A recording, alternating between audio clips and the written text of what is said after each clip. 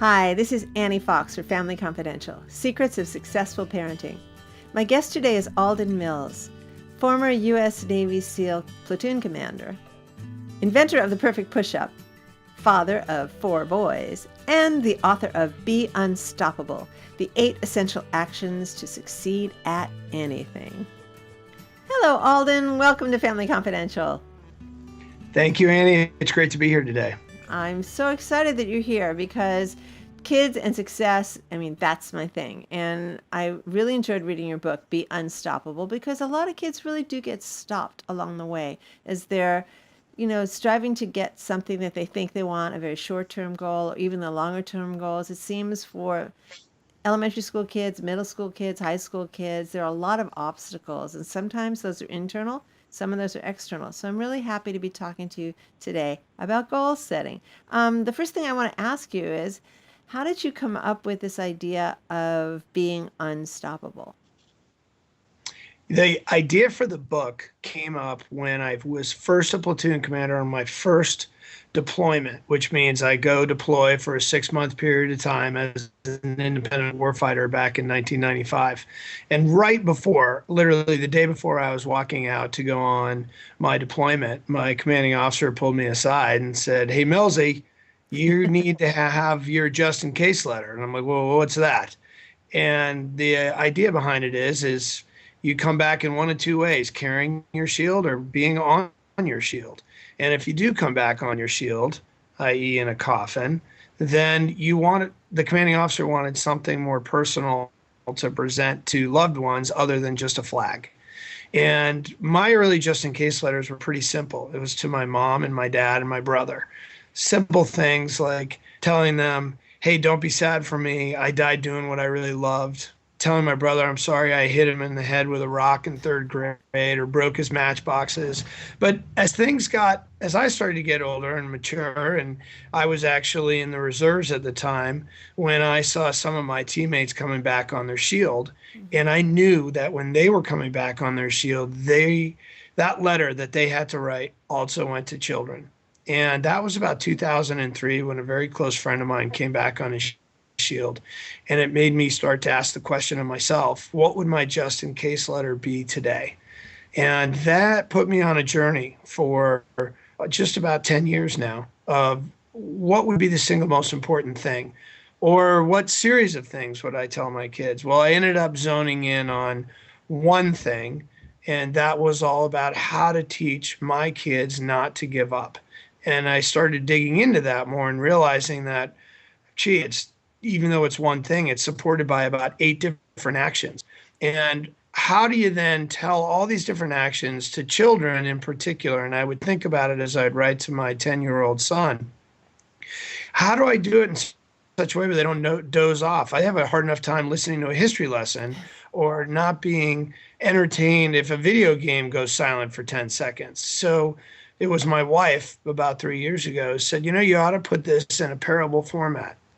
And that started the whole process. I see. Stories are very engaging for people. And we are, as a species, the lovers of stories. We go to the movies, and way, way back, we sat around campfires and people told us stories. And those stories were educational and evocative. And we could see ourselves in the heroes and heroines that were in the stories. And we learned from their journey. And that's what I appreciate a lot about your book. So when talking about goals, you probably remember a few years ago, there was a big controversial parenting book called Tiger Mom. And at that time, I was asked to participate in an online debate, just one question. And the question was, is it okay for kids ever to quit an activity that they want to quit? And I chose to take the side, yeah, it's okay. And the other person chose, no, never. And Tiger Moms usually say it's never okay to quit. And I wanted to put that question to you. How do you feel about that? I probably fit in the middle and say it's okay to pivot. And when I mean that, not everything is right for every child. And I think at the end of the day, what you want to instill in the child is it's okay to fail. If they think of quitting as failure, but they think of failure as I'm learning from something, Mm-hmm. then that's really positive. Now, when I use the term pivot instead of quit, uh, today's sports, I'm giving this as an example. I've got four boys. When they say to me at the beginning of a season, gee, Dad, I really want to play lacrosse. And I know that they really love the equipment that comes with lacrosse It's cool, and the isn't expense it? of it. I will tell them, great, we'll give you a week to discuss this, but let's make sure everybody understands what the commitment is here. They're asking us to do X number of weekends. You will have to go to these practices. It's going to cost us this much to do this program. Are you committed to doing this? I Oh, don't yes, care. Dad. Yes, yes, yes, yes, yes. Yes, I Because want I'm to know. 10 years Come on. old. Okay, we are about to write this check. You will complete this season. And at the end of this season, so I won't accept, oh, I don't like going to practice anymore because I'm bored with it. That's not an allowable, in my family, they're not allowed to quit during that commitment that we have made Got it. up. If they are at the end of that season, it's like, Dad, boy, I didn't really like lacrosse, but I really like ball sports. Could I try baseball? Yes. You don't have to stay with lacrosse and Okay. go on to be a Division I athlete. But I do put some guidelines into when they can quit and when they have to persevere when they've made a contract with me after I've and their mother have laid out money to go do something. Yeah, no, I love this. I love that you found a middle road. So, I mean, that is often what it is with parenting, isn't it? And it's an Yeah, either it or. is And is it this. There's certainly, no rule book yeah, to this. it's often what it is with life. I mean, very few things are, black or white in such extremes. Yes, there are situations like that, but most of us live in a gray zone where things are negotiable. And, for example, you and I had a commitment to record this at 11 o'clock and something came up and we shifted, we pivoted, and we made it work now later. And that's fine. And I want kids to understand that. But I also really do appreciate you're saying about the contract, make a kid very aware of what the commitment entails and let's spell it out. And you're going to sign up. There'll be 10 weeks of this. And it will not be okay for you to try to bow out of this before the 10 weeks is up. I love it. That makes sense to me. Yes. Okay, got another question for you. Good So fire. I love your 3D thing. Your number two, your 3D. And if I remember it right, it's I have to check here. What was it? Oh yes, define it. What is it I'm after? Okay, That's and the idea of dividing it, taking it into little chunks every that's right. day and daily do it. Do it meaning work towards your goal. Obviously, you can't accomplish anything if you're not making regular progress towards it. So I love this, and I want to say, what do you do when a kid says to you,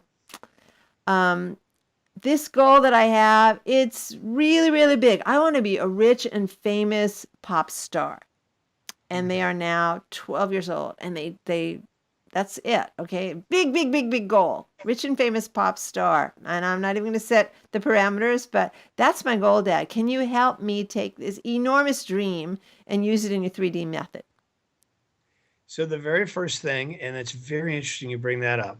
I Oh, have no. a 10-year-old, about to be 11-year-old boy, and he is clearly very involved with the media and he wants to be an actor. Um, he hasn't used the term rich and famous, but he assumes that all actors are rich and famous. And so when I take that 3D approach to them, the very first thing is when we define it. Now, remember, that's chapter 2. Chapter 1 is understand your why.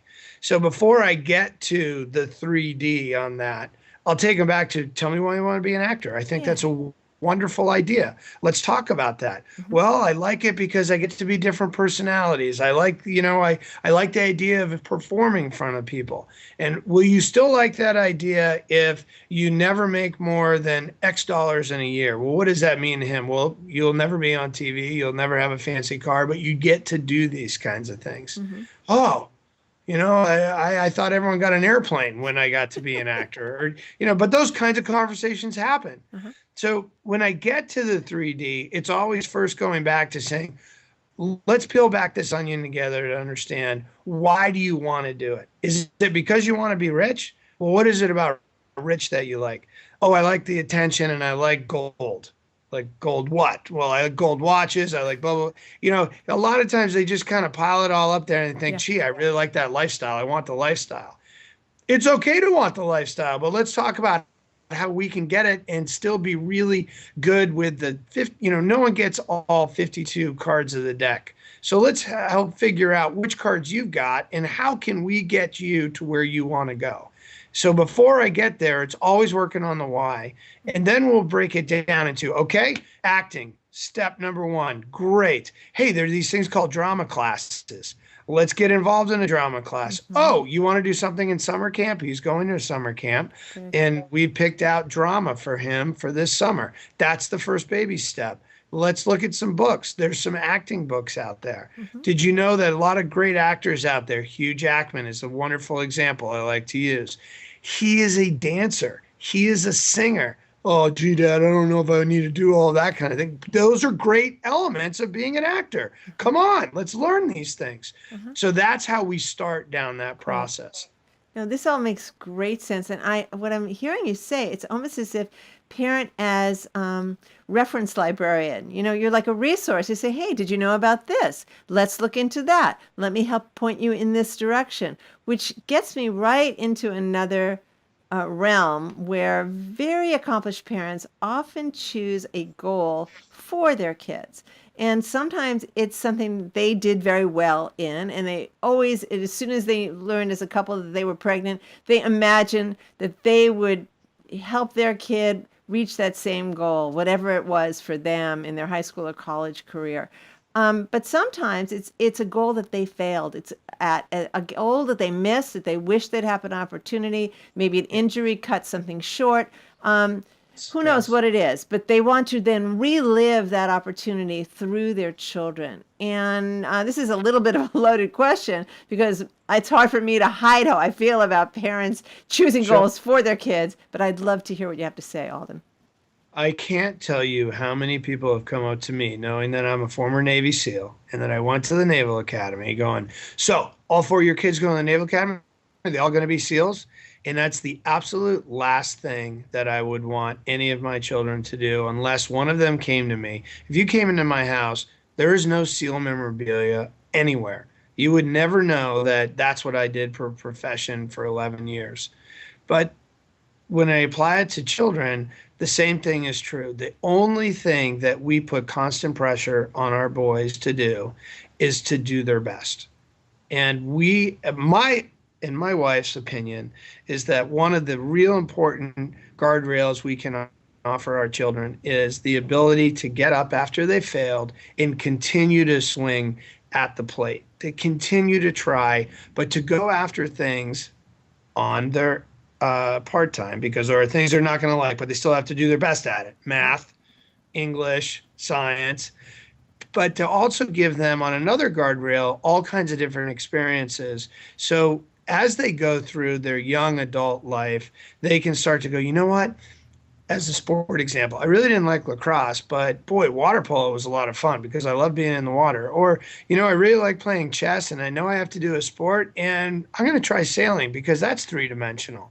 And so you start to work with each of the child and kind of create your own custom tailored program of where they can succeed. And I just don't apply that rule at all. I can't relive my glory days. I don't want them to be me. I want them to be them. And I want them to take everything we've learned and slingshot themselves forward. And hopefully they won't relearn all the mistakes. I know every child's going to learn them, but that's what we hope for. This is great. What a great way to end. I'm so glad to have had this opportunity to talk with you, Alden. And before we sign off, I want to give you an opportunity to tell our listeners where they can find out more about the work that you do.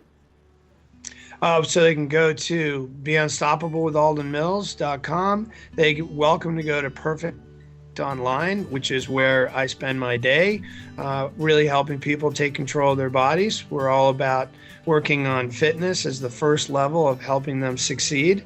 And they can certainly find Be Unstoppable, the book, at Perfect Online or on Amazon. Thank you again for your time, and thank you for the great dad that you obviously are. I get a lot of email from kids who don't have a dad in their lives, and your kids are very lucky.